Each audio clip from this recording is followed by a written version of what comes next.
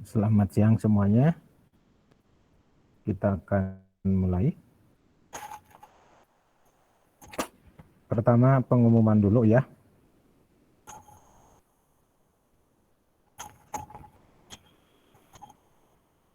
Yaitu mengenai ETS. Saya belum bisa memberikan hasil untuk hari ini. Mudah-mudahan minggu depan sudah bisa. Jadi untuk sekarang kita akan melanjutkan dengan topik baru. Oke.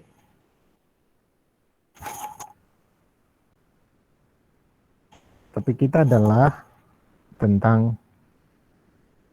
NLP. NLP adalah sesuatu yang tidak bisa dihindari. Kenapa? Karena NLP atau segala sesuatu yang berkaitan dengan bagaimana manusia berkomunikasi secara umum, bahasa manusia atau natural language itu lebih banyak ya. Jadi umumnya bahasa natural dari manusia itu berwujud teks ya. Jadi data hasil komunikasi atau sebagai produk interaksi manusia lebih dominan, paling tidak untuk saat ini. Akhir-akhir ini terutama yang paling banyak itu terjadi akibat interaksi sosial atau akibat dari teknologi yang tersedia, dalam hal ini media sosial, medsos. Di sana sangat banyak terjadi produksi data teks ya. Jadi kemudian menjadi salah satu bidang yang banyak dipelajari kaitannya dengan bagaimana komputer mampu memahami bahasa alami manusia tersebut. Oke. Secara alami juga bahwa bahasa manusia punya kompleksitas tersendiri dikaitkan dengan bagaimana teknologi komputer mampu menanganinya. Yaitu bahwa bahasa manusia mengandung makna yang eksplisit maupun implisit. Jadi ada yang bisa ditangkap secara mudah oleh manusia, namun ada kendala kalau oleh komputer. Nah, hal-hal itu menjadi bidang yang banyak dikaji dan menjadi topik-topik menarik untuk bidang komputer. Nah, untuk bidang kita sebagai cognitive computing juga memerlukan suatu pendekatan tersendiri agar bisa membangun suatu sistem yang disebut sistem pintar maupun sistem yang mampu berperilaku seperti manusia atau paling tidak mendekati. Nah, untuk itu perlu kita meninjau beberapa hal sebagai suatu upaya dapat menaklukkan ya teks yang sangat banyak tadi. Nah, jadi kita bisa definisikan bahwa NLP adalah secara disiplin adalah sejumlah teknik yang dapat digunakan atau dapat dimanfaatkan untuk mengekstraksi suatu makna dari teks ya. Jadi itu rumpun itu, kelompok itu disebut dengan NLP, Natural Language Processing ya. Jadi core-nya di sini adalah P-nya sebenarnya, itu processing-nya. Jadi ada banyak nanti jenis-jenis processing itu, dan mungkin itu tidak akan memang bukan mungkin ya, memang kita tidak akan mengcover itu di sini, tetapi kita akan mencoba membuka wawasan apa saja proses itu, terutama sebagai ilustrasi bagaimana sebuah teks bisa ditangani, bisa ditaklukkan gitu ya. Nah, kenapa itu perlu adalah dalam rangka untuk menemukan makna di balik sebuah kata ataupun para frasa atau bahkan kalimat ya, dimana kita tahu bahwa sebuah dokumen dibentuk atau terdiri dari atau mengandung beberapa kalimat gitu ya, yang disebut teks.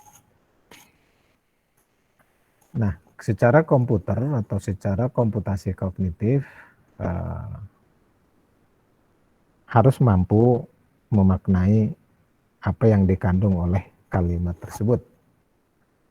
Nah, untuk itu bisa jadi harus memanipulasinya mulai dari elemen terkecil dari kalimat tersebut, atau dengan kata lain memanipulasi elemen terkecil dari teks tersebut ya.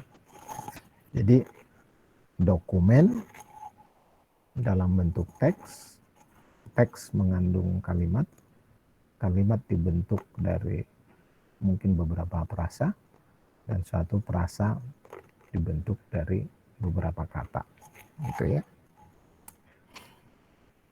Jadi untuk itu maka perlu beberapa aturan, perlu mempelajari beberapa pola, perlu mempelajari beberapa pengetahuan lain ya. Jadi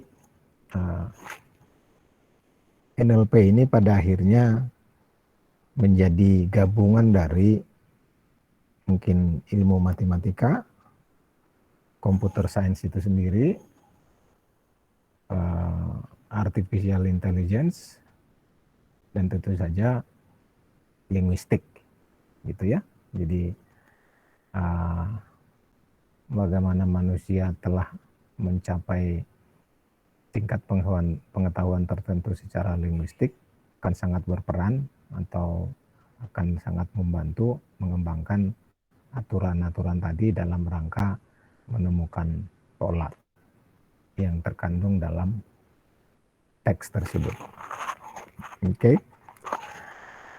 Nah, ilustrasinya atau apa yang dicari, salah satu contohnya adalah bagaimana mengidentifikasi nama yang lazim, yang patut ya, proper names ya. Jadi bagaimana kita menyebut kata benda, bagaimana kita menyebut nama tempat, bagaimana kita menyebut kata kerja ataupun yang sifatnya tindakan ya, dan seterusnya ya. Jadi ada event, ada names, ada location, ada action.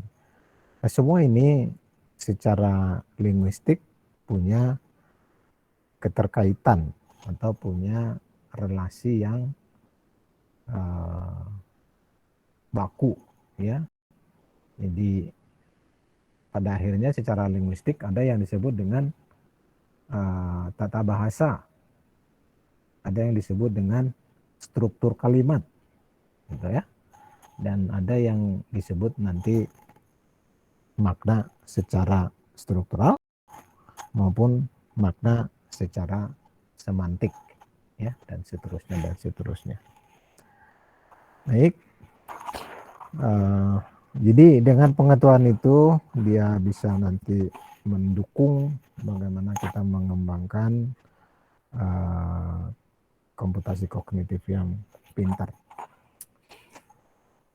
Nah, untuk itu sangat penting juga memahami apa yang disebut dengan konteks ya. Jadi ini berkali-kali muncul yang disebut konteks ini.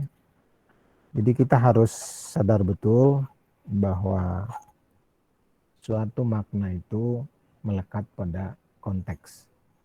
Jadi untuk konteks tertentu maknanya tertentu. Untuk konteks yang lain bisa jadi berbeda gitu ya. Jadi konteks inilah yang bisa membuat batasan dan kemudian menarik kesimpulan bahwa makna yang dikandung atau niat makna yang ingin dikirim sebagai suatu pesan sama dengan yang dibaca oleh pembaca dengan apa yang diniatkan oleh penulis gitu ya. Jadi konteks itu akan membantu membatasi sehingga makna yang dimaksudkan bisa tepat dimaknai atau dipahami. Oke. Nah, di sini ada keperluan untuk mendalami ya katakanlah yang disebut sebagai kelaziman atau common ya, umumnya begitu gitu ya. Nah, itu bisa membentuk konteks. Bisa juga kita mengetahui konteks itu dengan cara mengajukan beberapa pertanyaan, lalu dari beberapa pertanyaan itu bisa membentuk scope ya. Jadi misalkan satu daerah kita uji daerah itu berada di mana.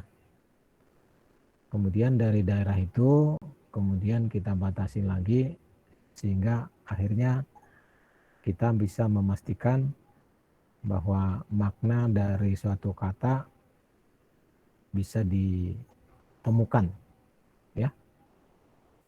Contoh yang kalau kita menggunakan satu kata, mungkin ada yang pernah dengar kata darum ya. Tapi secara kata mungkin darum ini ada kecurigaan salah ketik, maksudnya jarum atau bukan gitu ya. Tetapi kemudian karena kita punya pengetahuan lain yang tadi kita sebut sebagai konteks dan kita tahu dengan cara menguji ini daerahnya mana gitu, maka bisa kita tahu bahwa memang di daerah katakanlah di Jawa Timur bahwa memang untuk mengekspresikan jarum adalah darum gitu ya. Ya, jadi itu contoh bahwa jarum bukan salah ketik, tetapi memang ingin menyatakan darum, tapi dalam konteks daerah Jawa Timur misalkan gitu ya. Dan dari sana kemudian kita bisa mengembangkan suatu rumus-rumus atau rules gitu ya, dari konteks apa yang disebut dengan katakanlah ya, ini sebagai contoh kekerabatan kata ya. Nah, jadi sekaligus saya ingin menunjukkan bahwa pengetahuan dari sisi kebahasaan ya. Jadi misalkan apa yang disebut dengan kekerabatan kata, ada perbedaan penulisan atau perbedaan ejaan. Kalau kita misalkan untuk konteks Indonesia mulai dari Aceh sampai ke ujung Jawa misalkan atau bahkan ujung Irian. Jadi ada kata yang bisa ditelusuri bagaimana maknanya, bagaimana tulisannya berbeda padahal maknanya sama ya. Itu adalah satu ilustrasi. Nah, itu kemudian menjadi semacam dasar pengetahuan untuk bisa kemudian mengekstraksi makna-makna yang lain dalam teks tersebut. Nah, tentu hal itu juga akan berlaku untuk frasa maupun kalimat ya yang dikandung atau yang terdapat dalam sebuah dokumen ya. Jadi ada yang harus kita manipulasi dari berbagai ekspresi ya. Jadi bagaimana misalkan konsistensi dari urutan kata dalam kalimat ya. Jadi apakah yang selalu mengikuti kata tertentu ya. Jadi dari sana kita akan bisa tahu bahwa kata ini sebenarnya punya persamaan atau punya konteks atau bahkan punya kecenderungan gitu ya. Nah, untuk detailnya itu biasa disebut dengan bagaimana kita mengkonversi kata menjadi vektor ya. Nah, tentu konteksnya adalah vektor dalam arti kita nyatakan satu kata menjadi angka antara 0 dan 1 misalkan, yang disimpulkan dari bagaimana kata tersebut digunakan dalam berbagai ekspresi gitu ya. Di mana ekspresi itu sebagai representasi dari atau diambil dari yang kita sebut sebagai korpus ya. Jadi bagaimana sejumlah dokumen kita teliti dan dari berbagai kalimat yang terdapat dalam dokumen tersebut, bagaimanakah sebuah kata eksis atau muncul ya. Kurang lebih ide dari vektor kata seperti itu.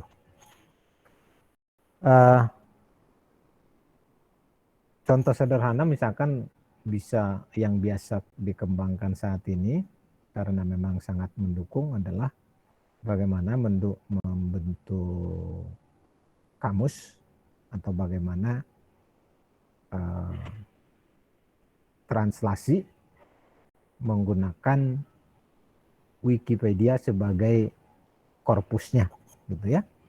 Jadi bagaimana kata itu dimaknai melulu dengan mempelajari pemakaiannya dalam wiki yang tersedia gitu ya, yang umumnya bisa diakses secara online.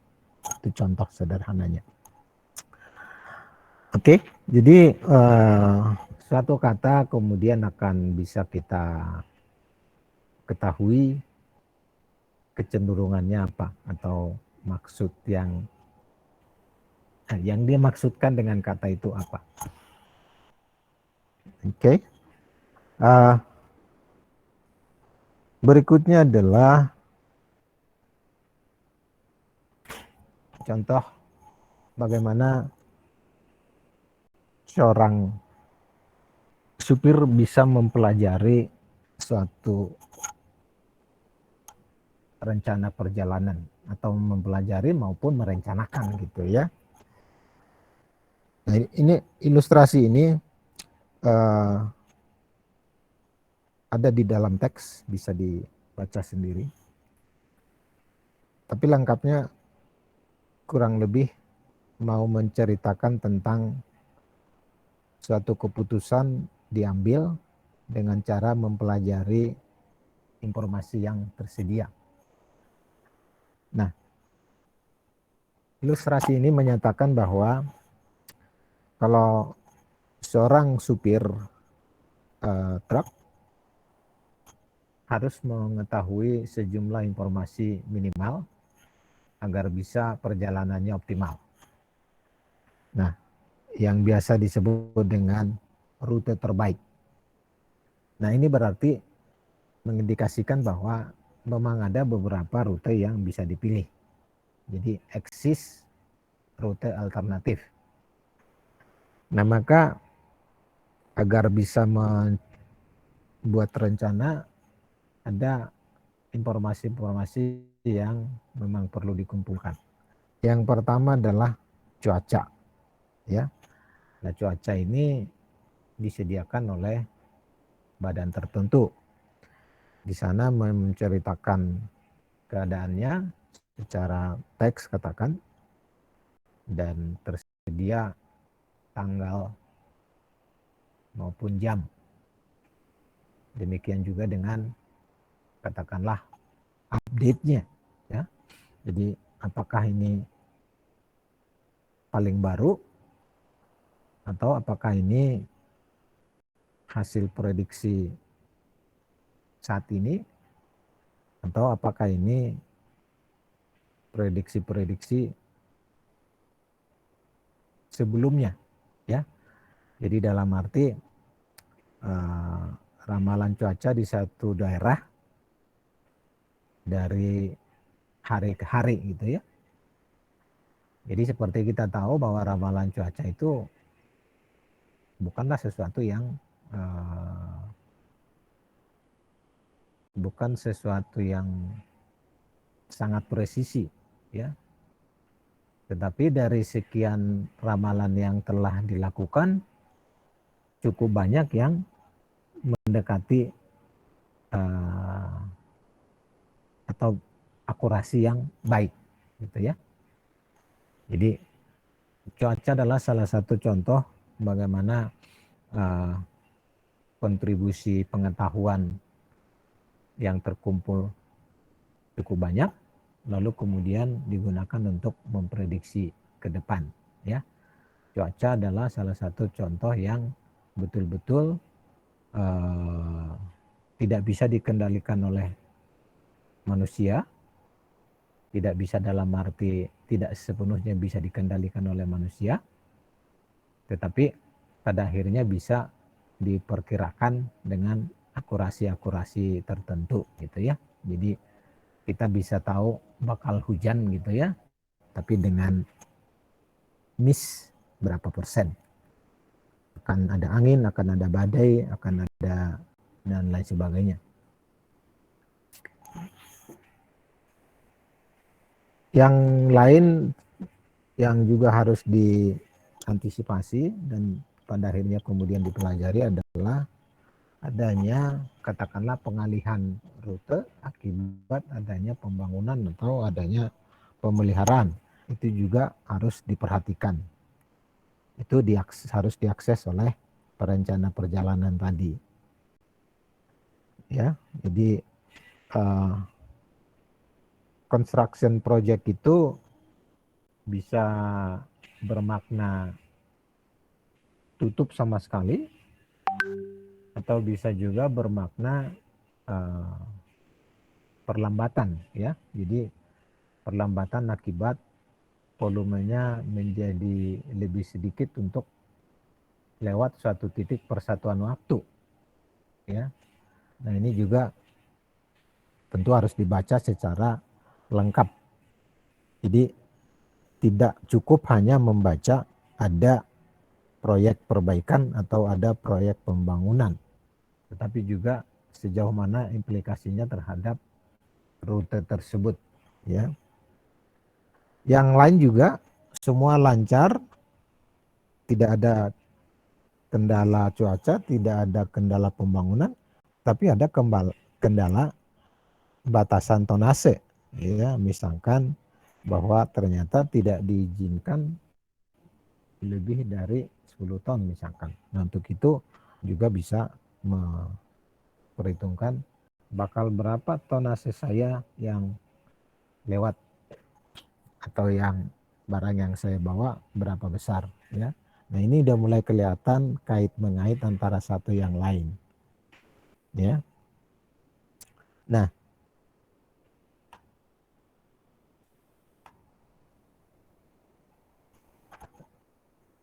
kait mengaitnya itulah yang kemudian kita sebut sebagai bahwa kita perlu mengakses beragam atau bermacam-macam sistem.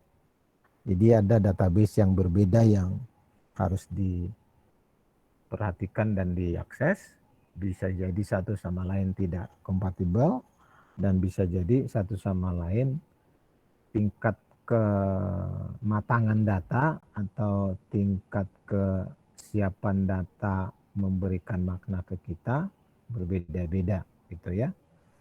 Jadi bisa jadi kita perlu melakukan pre-processing maupun kita perlu melakukan post-processing ya. Jadi ada yang harus kita manipulasi sendiri ya. Itu artinya datanya tidak fully kompatibel dengan apa yang kita butuhkan. Dan overall itulah kemudian yang kita sebut dengan harus merangkum semua informasi-informasi tadi, atau tepatnya merangkum semua data-data yang terkumpul tadi dan membuatnya relevan dengan konteks saat ini ya. Dan itulah kemudian yang bisa dari situlah kemudian bisa menarik kesimpulan yang relevan dan bisa dipergunakan untuk membuat rencana perjalanan tadi ya, rute perjalanan tadi. Nah, jadi itulah Anda bisa bayangkan sebagai konteks dengan segala kerumitannya. Nah, kita ingin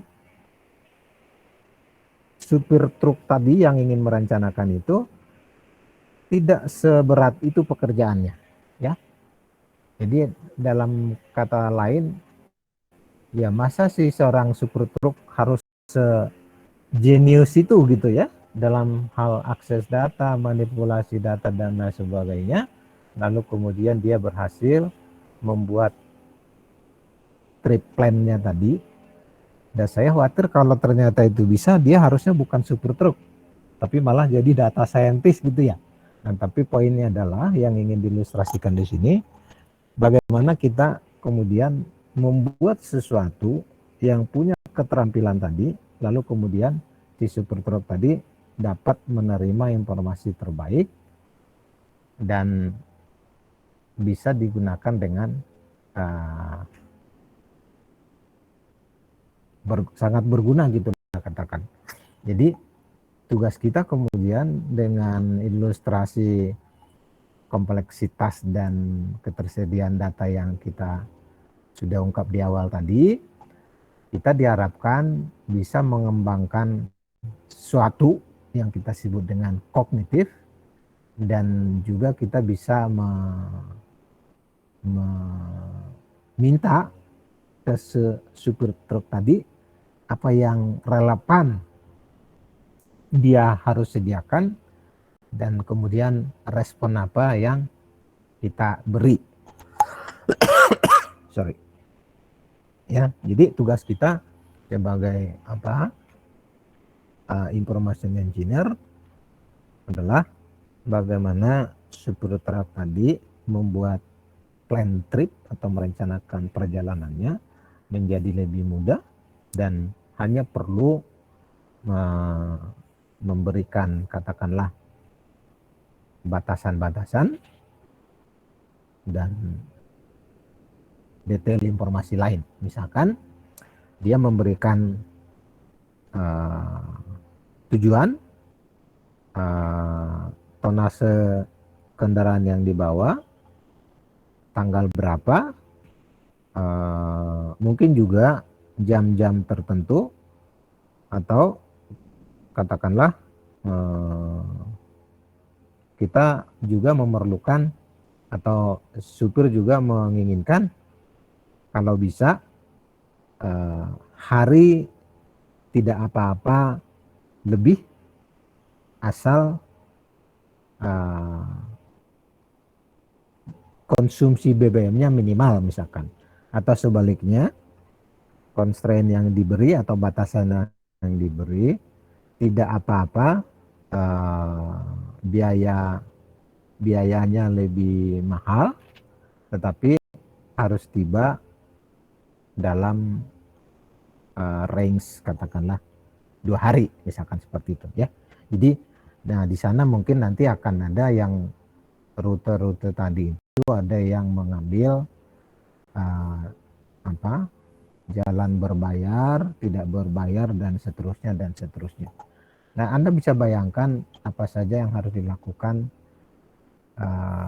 agar itu bisa dipenuhi, dan dengan informasi yang tersedia yang bisa jadi dalam bentuk teks yang tidak terlalu matang, dan apa yang harus kita lakukan, dan harus sepintar apa aplikasi yang kita bangun agar itu bisa terrealisasi, ya.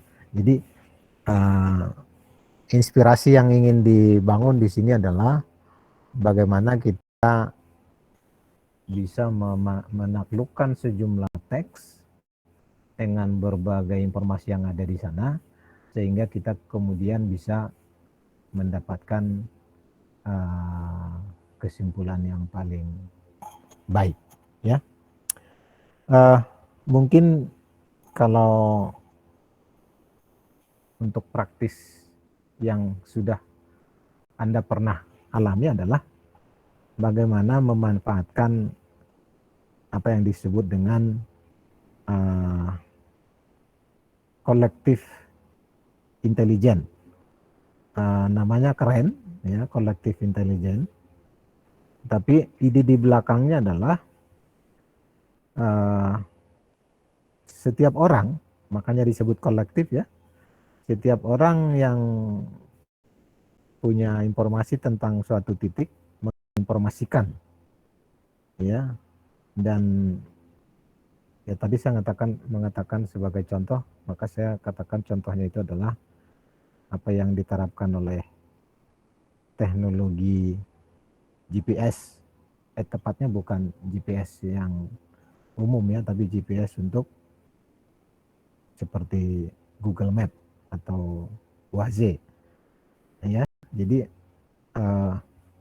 Google Map saya tidak tahu persis bagaimana itu dibangun di awalnya, tapi kalau Waze itu dibangun di awalnya adalah berdasarkan informasi-informasi yang diberikan oleh orang-orang yang punya kepentingan, ya. Jadi setiap orang menginformasikan, dan setiap informasi itu kemudian diolah, lalu itu disimpulkan. Itulah yang kemudian bisa dipergunakan untuk menyatakan kondisi lalu lintas pada titik tertentu, ya. Nah, setelah Waze dibuat menjadi, ya, katakanlah publik atau mungkin komersil, maka itu dibuat otomatis, ya. Jadi otomatis dalam arti perangkat handphone, dalam hal ini perangkat handphone yang menggunakan atau yang menjalankan aplikasi Waze itu secara berkala mengirimkan datanya ke pusat data centernya Waze dalam bentuk pergerakan, ya. Jadi itu yang basic. Nah, dari pergerakan itu kemudian diketahui bagaimana situasi di jalan itu relatif terhadap kecepatan pergerakan tadi. Ya. Jadi kalau lambat itu diperpotensi macet, atau kalau lambat tapi kemudian lancar, lambat kemudian lancar, maka bisa disimpulkan kurang lebih itu adalah katakanlah jalan rusak, gitu, ya. Dan kalau titiknya banyak, ya mungkin titik-titik rusaknya banyak. Tetapi kalau sekian panjang konsisten lambat dan yang lain juga begitu, ya, maka kemungkinan itu bukan jalannya rusak panjang, tapi karena memang macet, ya. Tapi kalau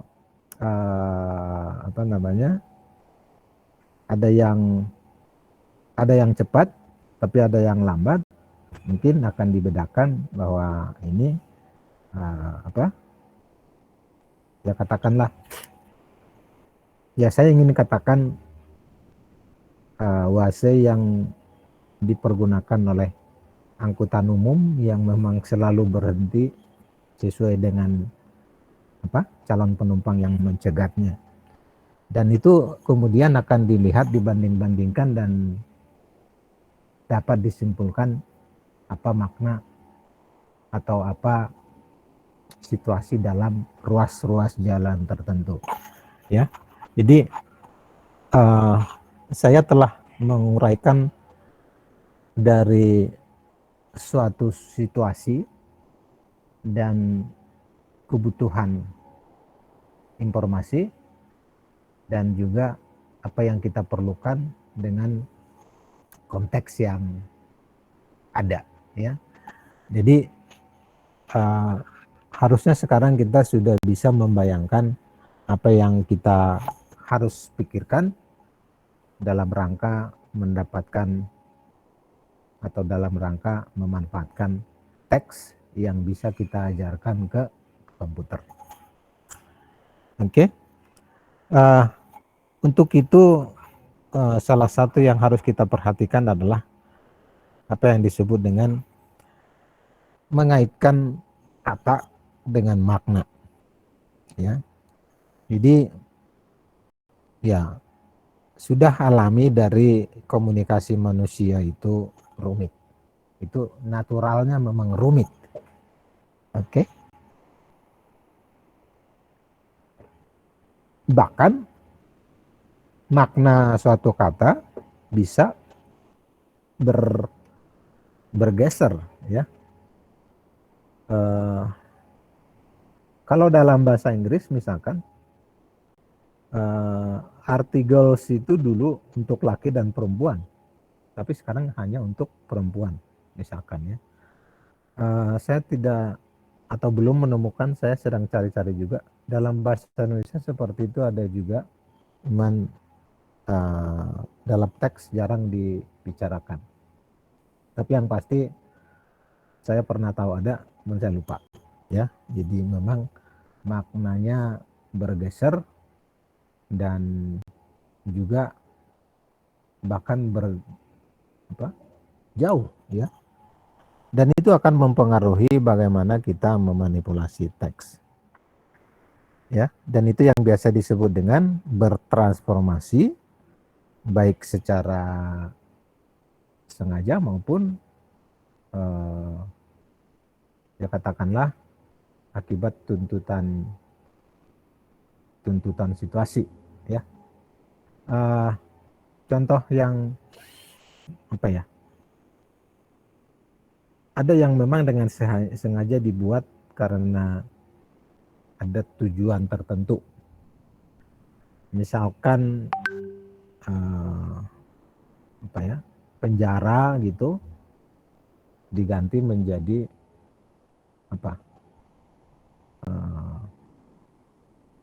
pusat rehabilitasi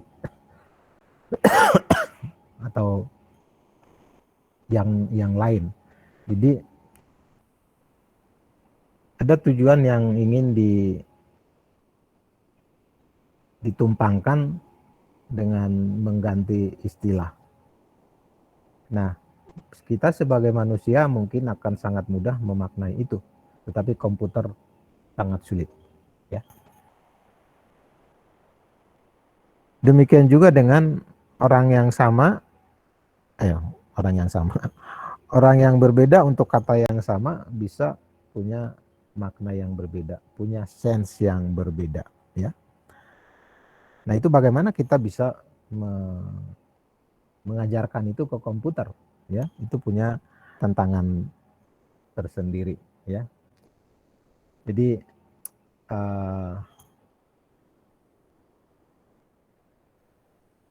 seolah-olah kita membuat komputer jadi punya kepribadian banyak untuk mewakili bagaimana biar orang yang berbeda bisa memaknai kata yang sama berbeda, gitu, ya.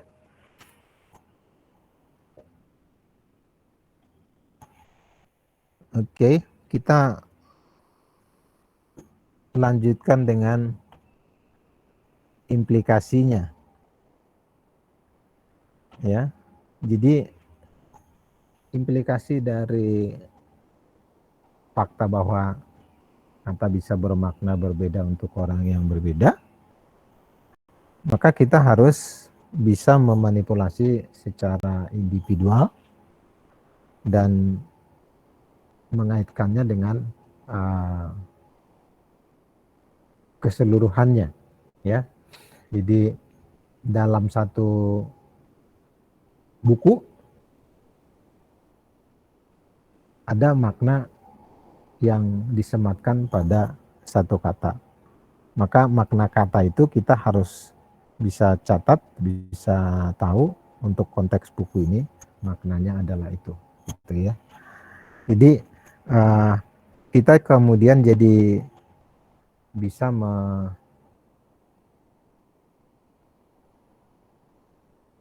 apa ya? Ya kita lanjutkan dulu. Jadi struktur kalimat akan mempengaruhi kata sesudah, sebelum, bahkan kalau sesudah, sebelum itu hanya 3 kata ya, bahkan bisa kemudian sampai kalau katanya mengandung, atau maksud saya kalau kalimatnya mengandung anak kalimat gitu ya. Jadi itu secara manusia lebih sulit, tetapi kalau secara komputer itu malah lebih mudah ya. Jadi ada trade off di sana. Secara kalimat akan lebih banyak yang bisa dimanipulasi oleh komputer ya. Dan agar bisa seperti itu, maka setiap kata itu harus bisa di apa yang disebut dengan parsing ya. Jadi agar kita bisa memanipulasi kata per kata, maka dalam satu kalimat harus kita manipulasi secara individual kata ya, yang biasa nanti akan disebut sebagai token ya, token. Satu individual kata itu disebut token. Satu token tidak persis sama dengan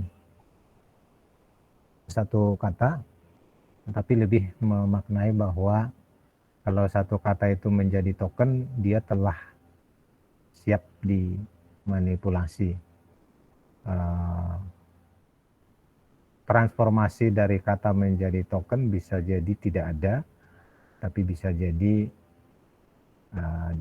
dikonversi menjadi bentuk lemanya atau bentuk kata dasarnya, dan seterusnya ya. Nah jadi kadang-kadang ada yang mengatakan token dengan kata itu ekuivalen. Nah tergantung konteksnya. Untuk detailnya bisa ditemukan sesuai dengan ya katakanlah frameworks yang digunakan. Yang berikutnya kemudian adalah bahwa konteks juga dipengaruhi oleh bidang ilmunya atau domain masalahnya. Sebagai contoh misalkan untuk bidang hukum dan bidang medis itu bisa menggunakan kata yang sama atau bisa menggunakan kata yang punya makna khusus ya. Jadi ada keperluan tertentu di sana. Jadi untuk hukum misalkan diperlukan ketepatan ekspresi supaya maknanya tunggal, sehingga untuk kata yang sama nanti bisa menghasilkan katakanlah putusan yang setara. Jadi kalau memang kata yang digunakan untuk memutuskan perkara A untuk si X, maka harus kurang lebih setara untuk perkara, untuk artinya perkaranya sama untuk si Z misalkan, seperti itu. Jadi di sana perlu ada konsistensi. Anda bayangkan mana lebih konsisten komputer dengan manusia? Nah, tentu komputer lebih konsisten. Untuk bidang medis misalkan, ya kalau tadi untuk hukum, untuk memastikan konsistensi keputusan gitu ya. Kalau untuk medisin adalah sama, untuk memastikan konsistensi makna dalam rangka supaya terjemahannya sama. Artinya memaknai katanya sama sehingga resikonya menjadi minimal. Jadi tidak salah baca, tidak salah tangkap ya. Karena medis disebutkan itu sebagai beresiko tinggi untuk nyawa ya. Jadi critical life gitu ya. Jadi kalau salah obat akibat salah baca akan ya bisa berdampak yang fatal ya, tidak bisa diulangi atau tidak bisa diralat ya. Jadi itu contoh salah satu yang sangat-sangat perlu dibantu oleh karakteristik konsistensi komputer, tapi di sisi lain sangat-sangat susah mengajarkan ke komputer karena komputernya di sisi lain juga kaku gitu ya, tidak bisa membaca makna tersirat ya. Jadi itu satu isu yang membuat bidang ini menjadi sangat-sangat inspiratif untuk dikaji. Oke, sangat menarik.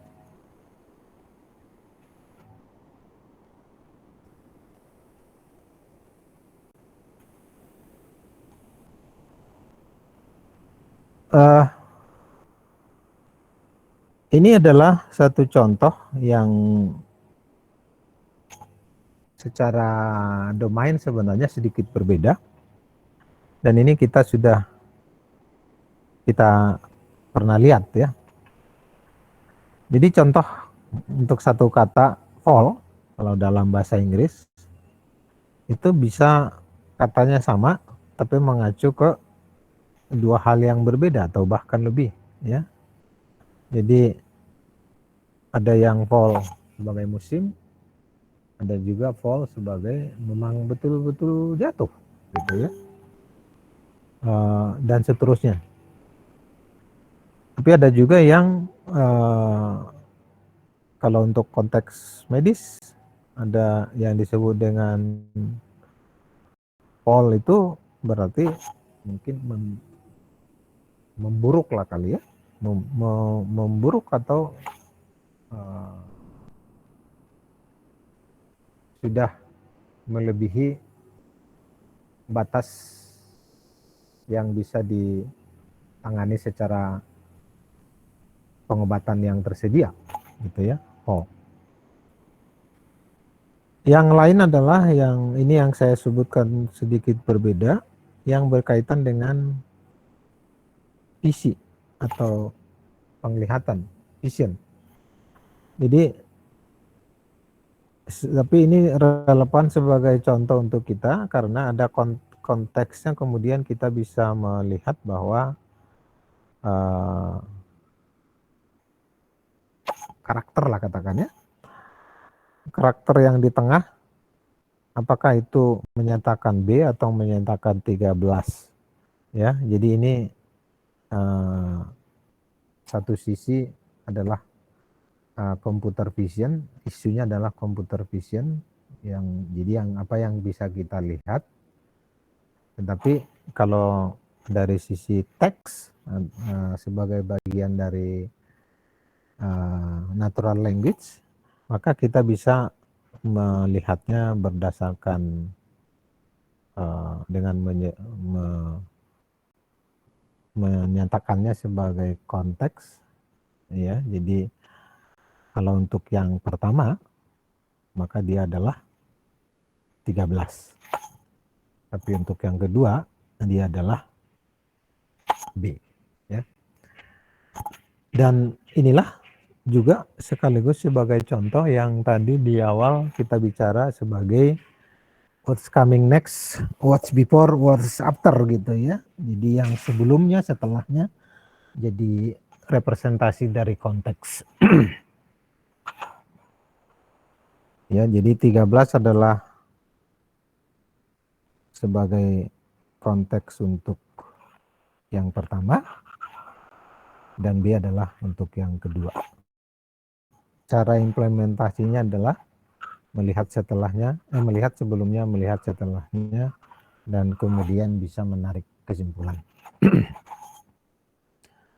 Oke. Lalu kita akan lihat sedikit yang lebih detail. Jadi tadi saya katakan bahwa rohnya itu, atau katakanlah yang lebih banyak menjadi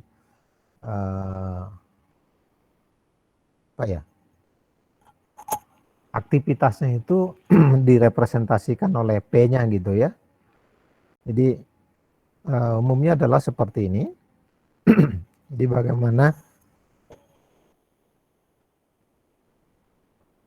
bagaimana teks dimanipulasi? Ya, pertama melakukan mengkonversinya menjadi kumpulan-kumpulan token, ya. Kemudian melakukan bersih-bersih. Jadi bisa jadi token yang didapat itu tidak semua tidak semua bisa memberikan kontribusi makna pada pada teksnya. Jadi oleh karena itu yang tidak punya kontribusi dihilangkan, di remove gitu ya.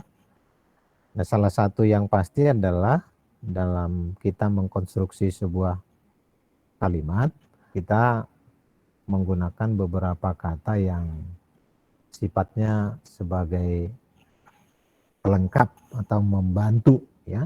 Jadi kalimat itu terdiri dari beberapa kata, dan hanya beberapa kata yang punya kontribusi signifikan untuk menyatakan arti dari kalimat tersebut.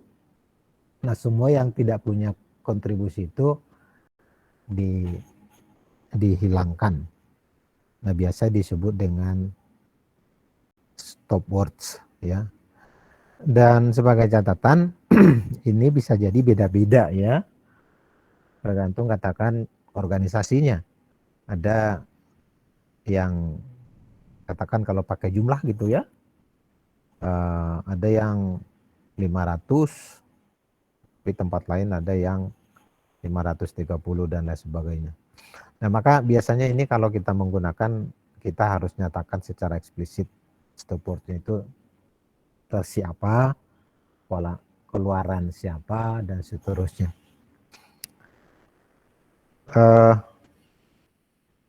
Setelah menemukan sejumlah, atau setelah meyakini kata yang punya kontribusi, itu juga masih bisa diproses lebih lanjut, misalkan dengan cara apa yang disebut dengan stemming, ya. Idenya adalah suatu kata itu bisa jadi tidak harus dimanipulasi secara keseluruhan, tetapi diwakili oleh kata dasarnya, gitu kan ya. Tetapi setiap yang punya kata dasar sama, ya dicatat, gitu ya. Nah, jadi nanti diwakili oleh frekuensinya. Nah, jadi yang kata dasarlah kemudian yang dipegang dan sekaligus akan mengurangi ukuran itu, ya. Jadi lebih simple. Setelah itu mungkin juga akan melakukan apa yang disebut dengan pemberian tag atau mungkin label, tapi tetap menggunakan istilah tag karena label nanti digunakan untuk unsur lain. Tapi tag itu lebih seperti memberikan nama untuk kata tadi, dia sebagai kata apa, ya? Sebagai kata kerjakah, sebagai kata sifatkah, dan seterusnya. Jadi itu ada daftarnya, ada jenis-jenisnya, bisa dilihat, ya. Dan di sini akan sangat berperan ahli bahasa, the real linguistik gitu ya. Jadi bukan asli keahlian kita ini, ya. Jadi orang yang mendalami struktur bahasa dan manipulasinya adalah orang linguistik. Dan kalau kita bisa mendalami atau menguasai itu, kita nanti akan disebut sebagai komputer linguistik gitu ya, atau idenya seperti infomedik ya, informatika medik. Jadi informatika medik itu orang komputer yang mengkhususkan diri atau keahliannya di bidang masalah-masalah medis gitu ya.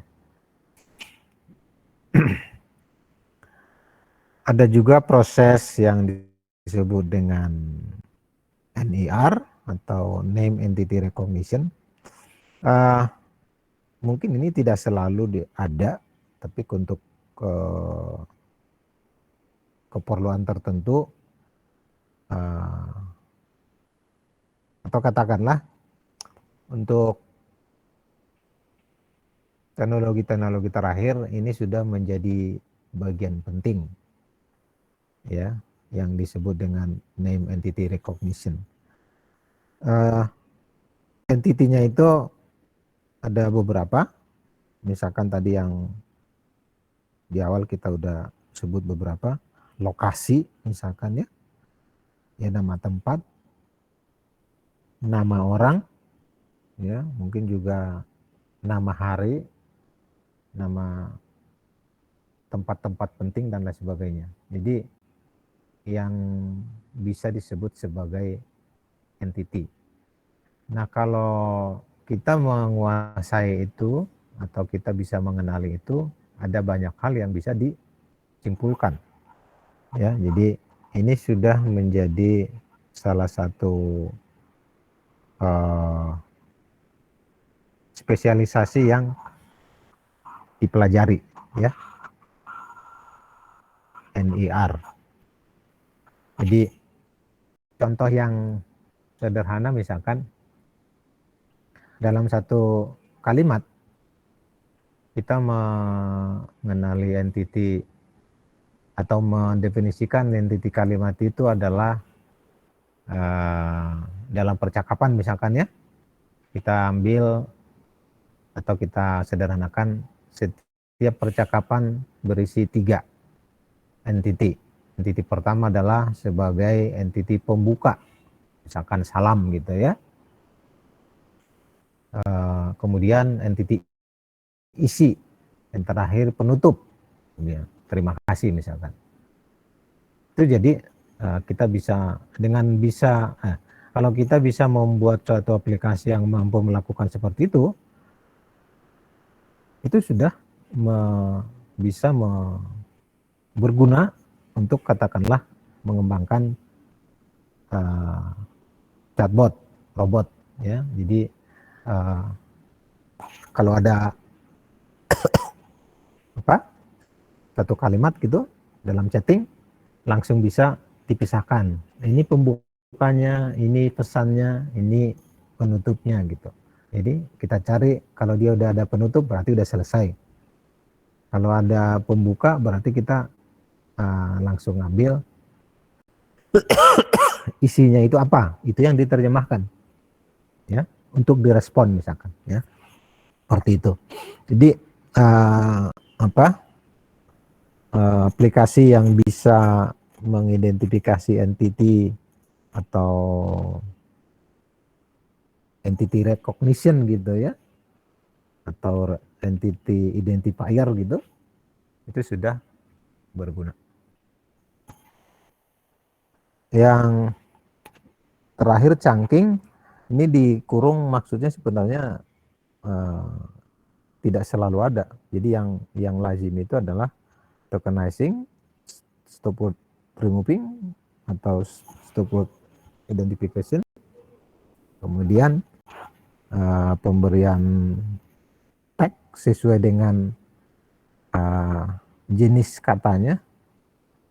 Oppose itu part of speech maksudnya ya, itu istilah untuk tadi sebagai kata benda kah, sebagai kata sifat kah, sebagai apa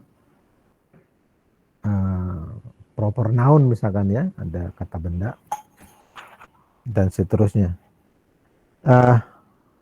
Ilustrasi sederhana adalah kalau katanya misalkan berupa natural language processing in support of a cognitive system, maka ini akan ditemukan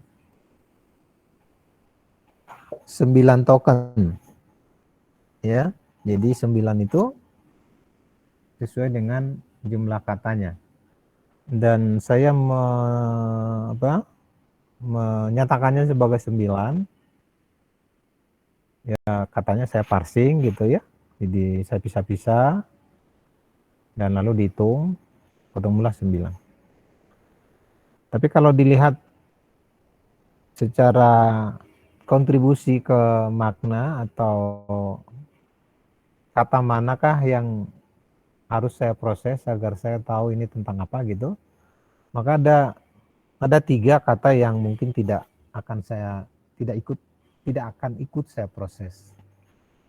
Nah sehingga kalau saya remove in, of, dan a itu menjadi 6. Kemudian kalau di stem ya saya keluarkan menjadi semua kata dasar, dan di sini yang tidak kata dasar hanya 1, yaitu processing. Nah jadi token yang saya miliki hanya natural language process support cognitive mass system itu ya.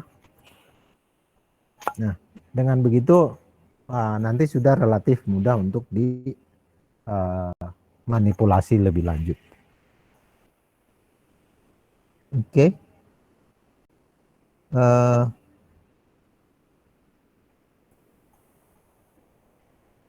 Sedikit lagi tentang post tagging. Jadi post tagging itu tidak, ya katakanlah tidak bisa kita ya kita harus menggunakan katakanlah rujukan yang jelas supaya kita tidak salah. Jadi post tagging itu harus menggunakan ya misalkan dalam hal ini menggunakan library gitu ya. Dan yang paling banyak tersedia adalah yang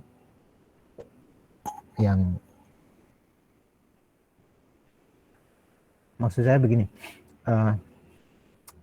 yang tersedia online akan diakses oleh relatif lebih banyak orang, dan yang diakses relatif oleh banyak orang akan mendapat masukan yang relatif lebih banyak juga. Nah, implikasinya menjadi lebih update atau menjadi lebih bukan modern mungkin ya, mungkin lebih lengkap lah ya.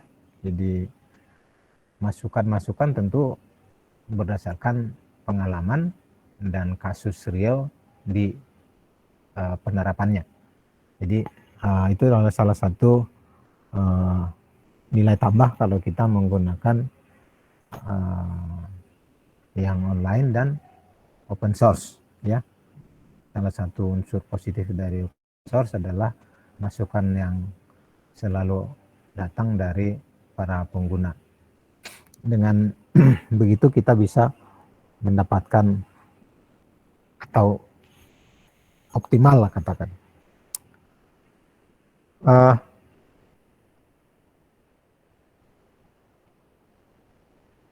Istilahnya post tagging mengacu pada proses bagaimana kita menyematkan label-label sesuai dengan jenis speech apa kata tersebut.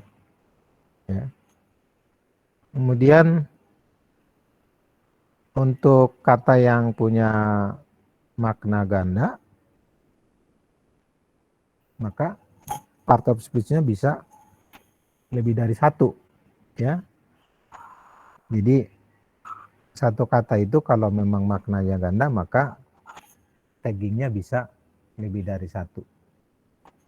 Dan itu sekaligus juga tadi sebagai bagian dari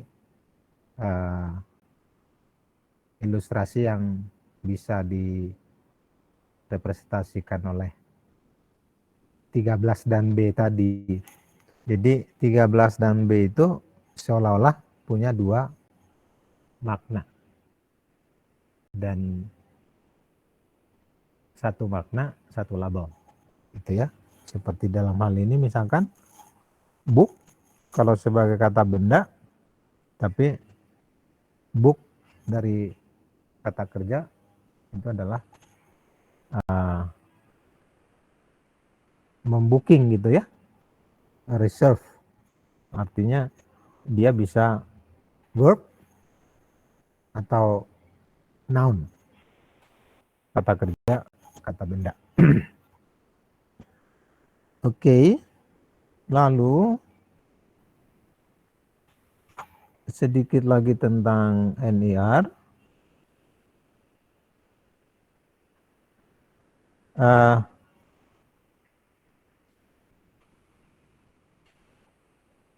Ini yang ingin saya tunjukkan adalah sebagai contoh, ya. Jadi yang ingin dibaca atau ingin dilabelin dari satu kata itu di samping sebagai part of speech juga bisa menjadi entity. Nah, kadang-kadang kalau atau mungkin gini, kenapa NER itu penting? Nah, Anda bisa bayangkan kalau dalam satu kalimat muncul katakanlah lokasi. Lokasi itu bisa dengan nama yang secara kata tidak umum gitu ya. Maka supaya dia tidak dihilangkan atau supaya dia dianggap punya kontribusi ke makna, maka dia harus diidentifikasi sebagai entity yang punya kontribusi. Demikian juga dengan organisasi. Kalau organisasi itu mirip-mirip misalkan dengan apa? Dengan artikel, bisa jadi nanti dia di remove gitu ya. Seperti apa? Iya ada organisasi atau mungkin nama atau macam-macam lah yang mirip dengan artikel. Maksudnya apa? Seperti in, on dan sebagainya. Kalau IN. Kalau dia kapital itu kalau di Amerika itu nama negara bagian. IN itu Indiana misalkan gitu ya. Nah, jadi kalau itu adalah sebagai negara bagian, maka dia kategori lokasi atau mungkin organisasi juga mungkin ada UN itu ya, beda. Dan lain-lain. Tapi ada juga yang seperti mata uang ya, mata uang. Mata uang itu bisa di remove kalau tidak kalau tidak diidentifikasi sebagai satu yang penting, karena umumnya berupa singkatan atau pendek, rupiah misalkan Rp, atau dolar itu hanya berupa es coret gitu ya. Bisa jadi itu nanti tidak dimasukkan sebagai teks yang harus atau sebagai token yang harus diolah. Gitu ya. Jadi contohnya adalah lokasi, organisasi, nama orang, ya nama orang juga menjadi penting, waktu, dan mata uang.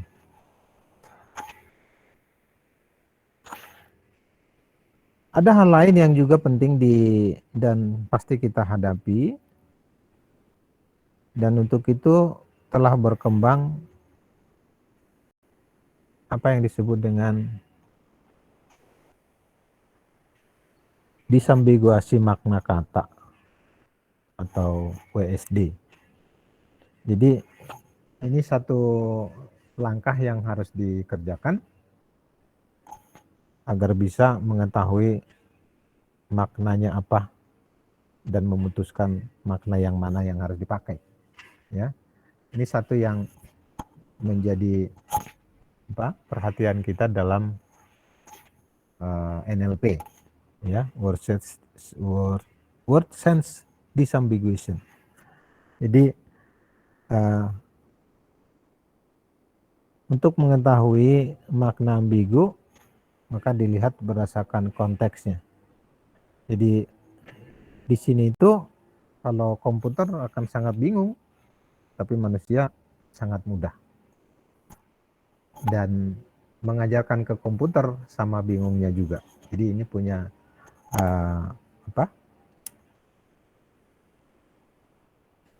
punya nilai kompleksitas dan punya nilai untuk dipelajari. Nah, salah satu yang sudah populer apa yang disebut dengan LESK algorithm. Jadi algoritma LESK. Jadi ini nama orang ya, Michael Lesk. Dia punya ide menentukan makna atau memutuskan makna yang mana yang dimaksud berdasarkan jumlah yang beririsan atau overlap dalam satu kalimat rujukan. Ya. Jadi di idenya itu dikumpulkan semua kata-kata yang mengandung kata yang dicari, lalu dalam tiap kalimat itu ada satu kalimat kamus lah katakan gitu ya, sebagai yang disebut rujukan, lalu ada satu kalimat yang ingin diketahui. Nah, dia beririsan lebih banyak dengan kalimat yang mana? Nah, yang paling banyak beririsan lah yang diputuskan sebagai makna yang dimaksud. Ya, jadi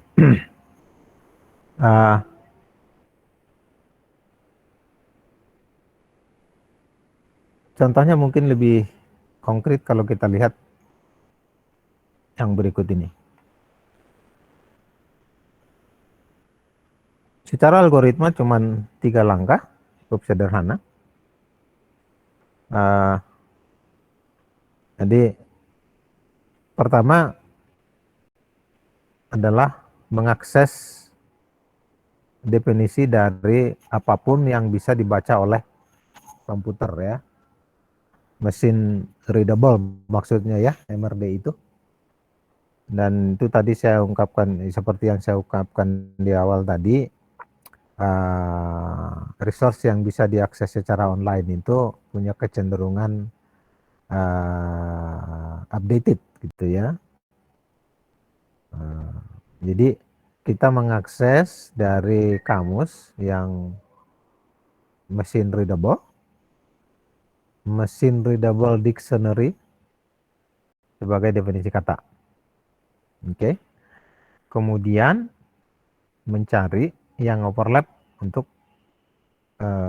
bisa menentukan mana yang ambigunya. Terakhir pilihlah yang paling banyak overlap. Sederhana kan? Di sebagai contoh misalkan di sini ada pinecone. Maka dicarilah ini pinecone ini apa sih gitu ya. Maka dicarilah dalam kamus, ternyata untuk ada dua kata, ini disederhanakan tentunya ya.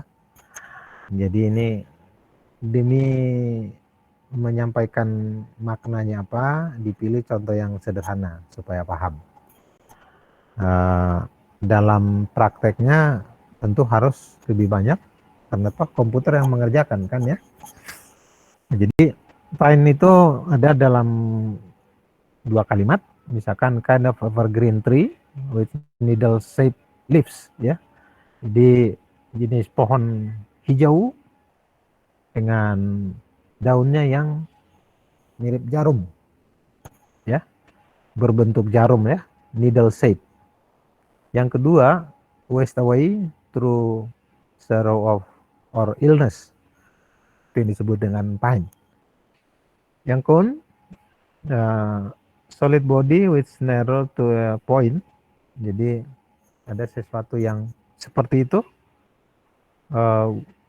wujudnya mengerucut, membentuk titik. Jadi artinya ya namanya juga cone ya. Pernah dengar cone sebagai itu ya. Cone sebagai wadah es krim. Kalau kita beli es krim itu yang cone atau yang cup, bilangnya gitu. Kalau cup itu bawahnya flat, kalau cone bawahnya runcing. Atau yang ada juga yang definisikan cone sebagai something of this shape, whether solid or hollow. Hollow. Yang ketiga, fruit of certain evergreen trees. Nah, yang satu dengan yang dua diperiksa, yang satu dengan dua. Yang satu dengan yang satu diperiksa nggak ada. Yang dua dengan yang satu diperiksa nggak ada. Yang satu dengan dua satu. Yang mana itu? Pine satu dengan cone dua ada satu. Apa itu? Coba. Ada yang jawab? Ini mahasiswa masih ada nggak ya? Gimana Pak jadi Pak? Yang ketiga tadi, ya, pine 1 beririsan dengan cone 2 ada 1. Apa itu jawabnya?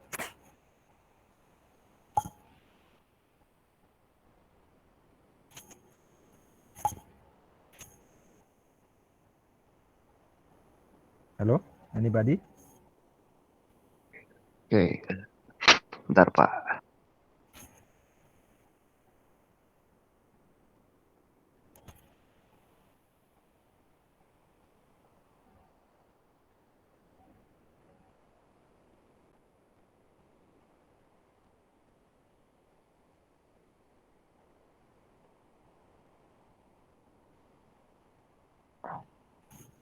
Saya aja dulu yang jawab ya.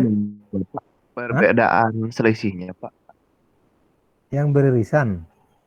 Saya aja dulu yang jawab. Ya, jadi kenapa itu 1 adalah shape. Jadi di pine 1 itu ada shape, di cone 2 ada shape. Ya kan? Iya Pak. Jadi yang satu kan evergreen tree with needle shape kan ya. Yang kedua something of this shape. Jadi beririsan antara find 1 dengan count 2 itu di save, ada 1. Sekarang find 2 dengan count 2 tidak ada. Find 1 dengan count 3 ada 2. Coba apa itu? Izin menjawab, Pak. Enggak. Yang evergreen sama tree, Pak. Evergreen sama tree. Ya. Oh Jadi iya. evergreen sama tree bukannya 2 itu? Ya, kan 2 itu yang irisannya, Pak. iya, 2 ya. Oke. Ya. Kirain ever sama green 2. 1 ya.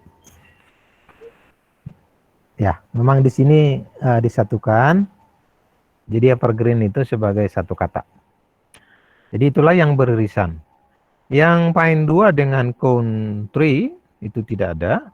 Dan di sana kalau kita lihat kan tadi algoritma langkah ketiga menyatakan choose senses that lead to highest overlap. Nah berarti kalau kita lihat 00, 10, 20 berarti 2 yang paling tinggi.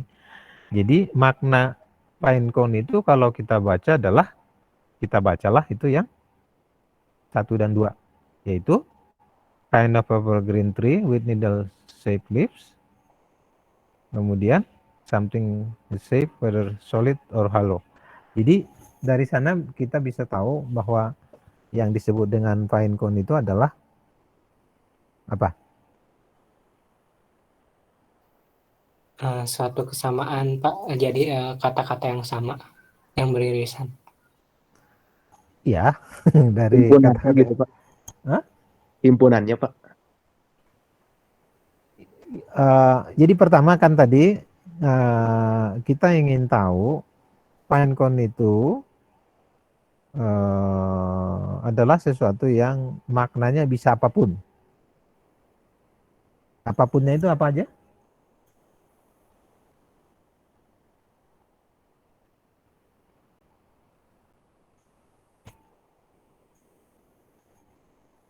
Jadi kalau find bisa antara 1 dan 2 gitu kan. Kalau count bisa count 1, count 2, count 3. Nah sekarang jadi find count itu kan jadi membingungkan. Nah dalam hal ini untuk bisa memutuskan maka dicobalah dicari overlapnya di mana, yang paling banyak lah makna yang dimaksud. Jadi setelah dicari yang beririsan paling banyak adalah 1 dan 2. Jadi maka arti find count itu harus kita definisikan dari 1 dan 2 tadi.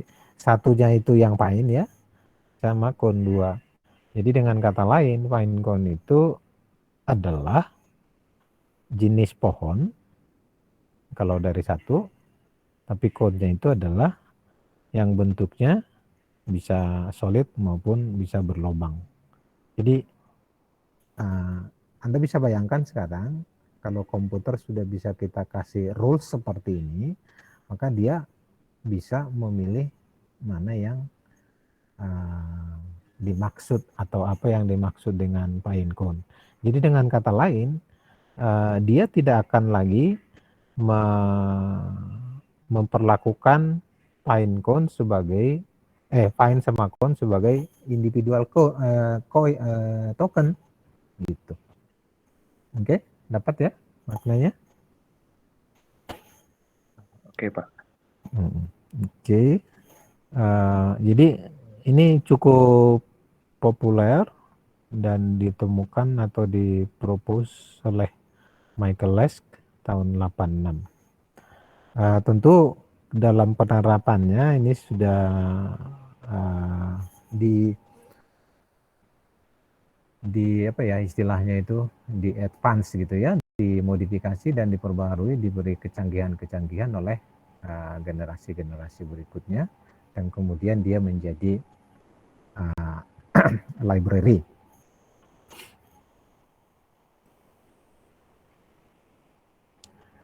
Oke. Ini yang kita bicarakan tadi. Jadi yang saya warna itulah yang kemudian menjadi kesimpulan. Oke. Demikian topik yang saya bawakan hari ini. Mungkin ada pertanyaan, mangga silahkan.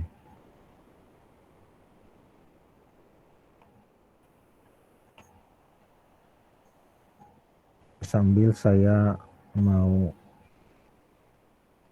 record ya, bentar. Record. Screen capture.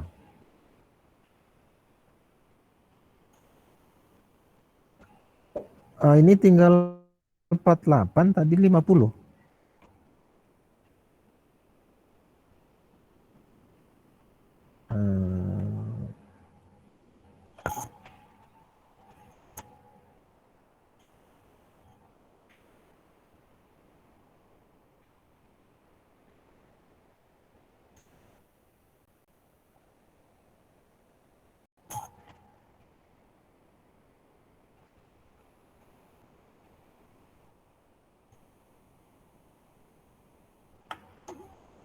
Oke. Kemudian ada yang perlu mengkonfirmasi absen kelas 1B?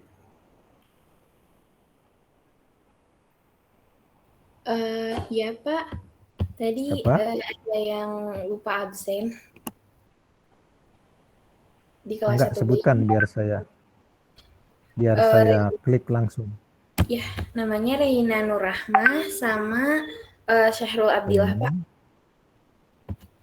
Reina, oke, 54 ya. Kemudian Sahrul Abdillah. oke. Saya juga Pak, Garli Nugraha.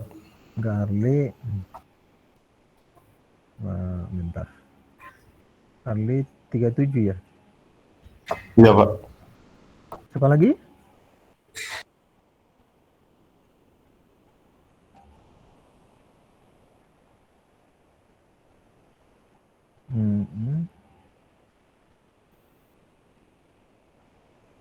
Oke, yang nggak ada, Benny nggak ada. Benny sakit Pak, nanti Zahra kolektifin suratnya ya. Oke. Jundi, Jundi, sebentar. Alpa saja atau gimana nih? Sebentar Pak. Jundi ada kok Pak, ini beliau hadir di Meet. Oke, hadir. Terakhir Reza Panji Pak. ya. Apa ini statusnya? Reza juga.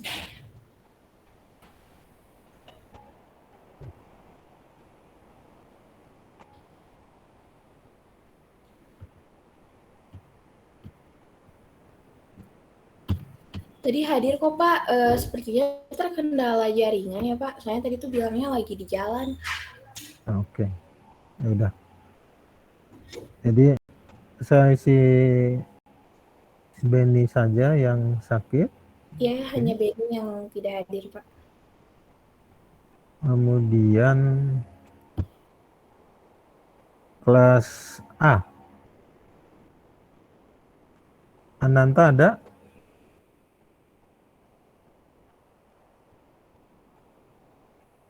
Nggak ada. Ibrahim?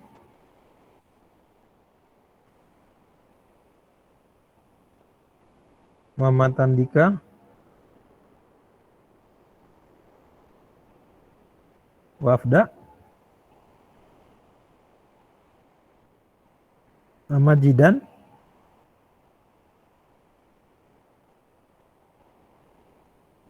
Oke.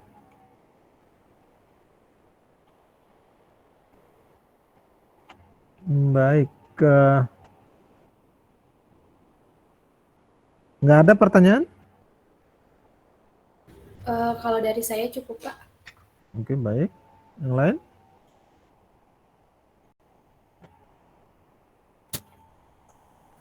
Cukup Pak. Cukup Pak. Oke, baiklah. Saya posting PPT ini di topik 8 ya. Jadi kalau ada yang ingin lihat PPT-nya lebih detail ada di sana. Baiklah, terima kasih telah mengikuti kuliahnya. Selamat sore semuanya. Mangga. Baik. Pak, selamat sore. Selamat sore Pak, terima kasih. Selamat sore, Pak.